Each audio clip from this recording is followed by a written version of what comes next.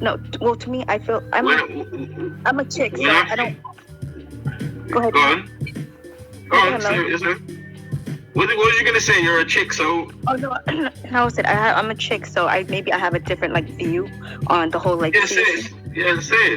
Tell us.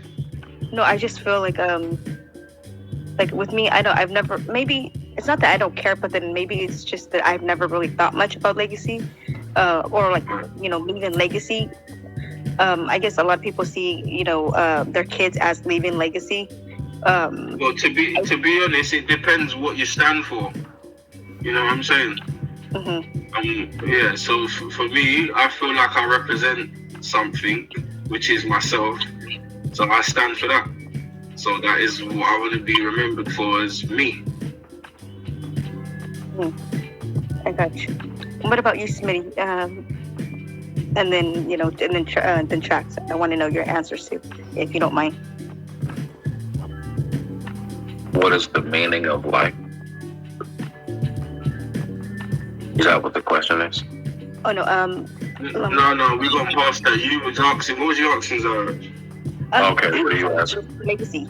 Like, what's your opinion on how important is it to you to leave a legacy? And how do you feel about legacy? There you go. Well, one, I would like to say I do definitely wholeheartedly believe that there is a significant degree level difference when it comes to the importance of legacy between men and women. And with men, it's significantly higher. See, the thing about it is, okay, so one is innate. It's an organic, natural mentality for men to have, to want to leave a legacy, simply because we know that it's less of us than women. So that's just the innate aspect. All right, so now getting into the actual legacy aspect. Now, one, first of all, I really wouldn't encourage men too much on making sure they leave a legacy, more so than leave a garden. So,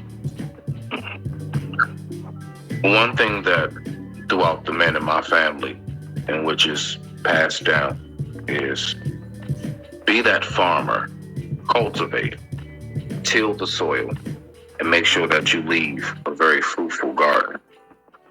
The reason being is because regardless of whatever it is that I do teach my child, now, of course, along the way, I'm teaching her as well how to till the soil, just as the men before me have come, and so on and so forth.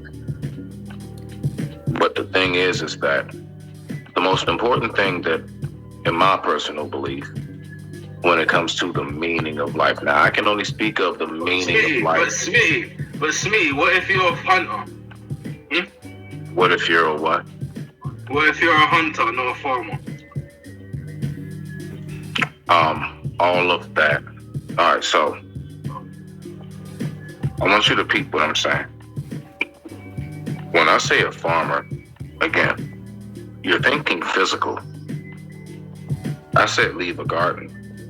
If what you do is hunting, and if what the legacy of your bloodline is knowing how to track and trace, you pass that on. See, the garden is not necessarily physical. All right, remember how I do speak. What I'm saying is that you are to leave behind your wisdom, your information, what it is that you know.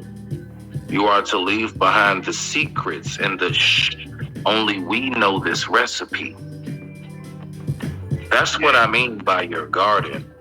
Now, to some people, yes, I mean, that could actually physically be land, and there's watermelon, turnips, eggplants, carrots, and cabbage, and all kinds of shit, right? You know? Of course. Right.